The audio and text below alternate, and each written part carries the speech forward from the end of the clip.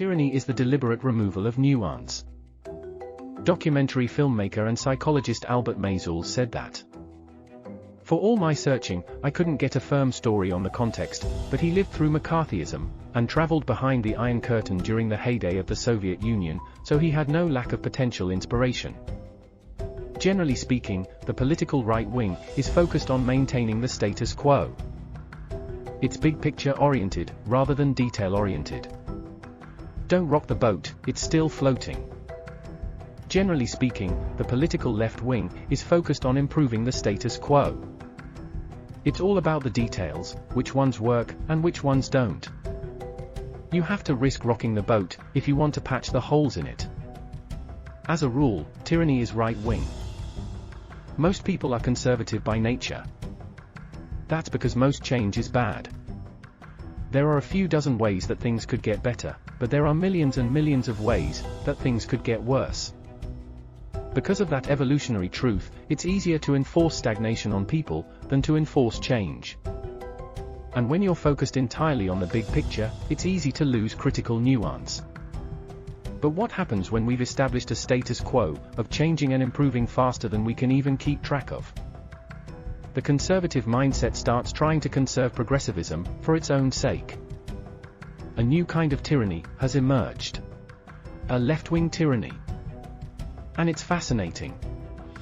The purpose of a political left wing is to continually force nuance into the conversation.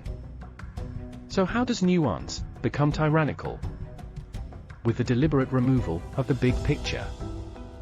It's not something I would have been able to predict before I started to notice it. Black Lives Matter is the ultimate example of this.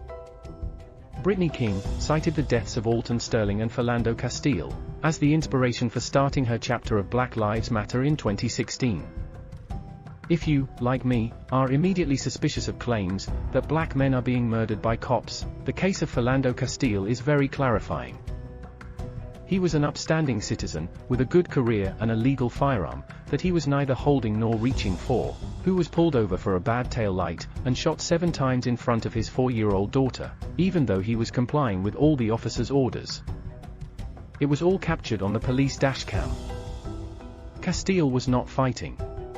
He was not arguing. He was doing everything that conservatives say you're supposed to do when you're pulled over, including calmly notifying the officer that a legal firearm was in the vehicle. And that made the officer so nervous that he pulled his own weapon and killed him. And that officer was found not guilty of all charges, even unsafe discharge of a firearm. That is the nuance. This is the big picture. According to the Federal Bureau of Justice Statistics, there were 61.5 million police interactions 2 years later in 2018, and 10.3 million arrests. The Washington Post's Fatal Force database listed 990 police killings, 228 of whom were black, and 22 of those were unarmed. Almost all police interactions are peaceful. Almost all police uses of force are non-lethal. The vast majority of police uses of lethal force are against armed, violent suspects. The majority of police uses of lethal force against unarmed suspects are against white suspects. The idea that racist cops murdering black people is a problem worthy of the average citizen's attention is ridiculous. The rule is that anytime there is an altercation between a police officer and a citizen, the police officer is the good guy and the citizen is the bad guy. Regardless of skin color. There are exceptions. With 350 million people and 61.5 million police interactions, there are a large number of exceptions. And it is the job of good journalists and left-leaning heroes to bring awareness to every single exception, to bring public attention to hold bad police officers and good police officers who make catastrophic mistakes accountable for their actions.